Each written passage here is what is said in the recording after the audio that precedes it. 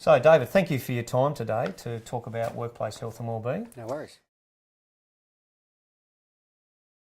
People are very passionate about politics and passionate about the work that we do, and the challenge for us is to make sure that we balance that, to make sure that people are looking after their health and their wellbeing, are getting the balance right between work and home and work and relaxation. But during Parliament weeks and during times where there are key announcement or key events, there's a whole lot of stress and a whole lot of hours that do go in. So we're constantly reminding ourselves to look after each other, to make sure that we do sleep, that we get break away from work, that plenty of water around the office, fruit and vegetables, and really try and balance that out. But sometimes it is difficult. So it's that constant reminder. We need to keep on reminding ourselves to make sure that we look after each other.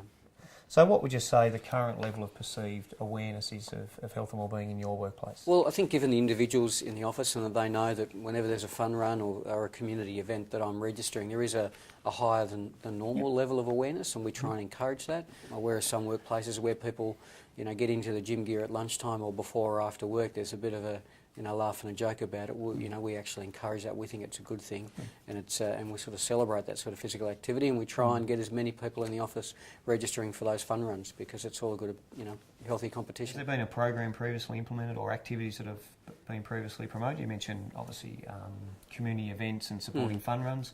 Anything else that comes to mind? Well, there's the internal public sector programs on using the pedometers and the Hydro Walk and the Global Challenge, and people have got involved in that, and there's a bit of healthy competition in the office about how many steps they can take and how active they are. So I think that's one program that's really sort of driven the message as well. But it's also not just about physical activity, it's about making sure you drink water, making sure you get access to fruit breaks, and eat healthily and try and balance. I mean, in a political life personally, there's breakfast, morning teas, lunches, afternoon teas and dinners, and a lot of them during the week, and I sort of have to lead by example to say, well, I'll have more fruit, or I'll not eat as much and drink as much as you possibly could, given the events that you're invited to. So from today's chat, what I'll do, I'll put a report together, send it back to you with 3 or 4 of the key steps of where to improve the program from here. So thanks very much for your time today. Thanks, Cam. Good on you.